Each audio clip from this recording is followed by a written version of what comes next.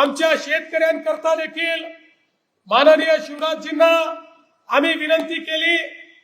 विशेषतः आमचा कांद्याचा शेतकरी प्रचंड अडचणीत आहे।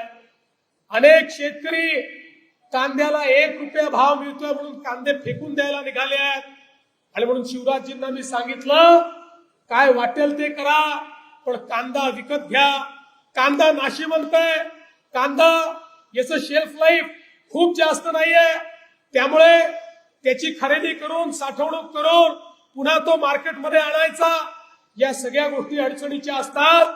पण तरी देखील आपल्या विनंतीला मान देऊन आजपासनं महाराष्ट्रामध्ये शिवराज सिंग चौहान साहेबांच्या नेतृत्वात, माननीय मोदीजींच्या नेतृत्वात 12 रुपये 35 पैशाने कांद्याची खरेदी सुरू होतीये। माझ्या कांदा उत्पादक शेतकऱ्याला देखील एक मोठा दिलासा या माध्यमातून या ठिकाणी प्राप्त होणार आहे।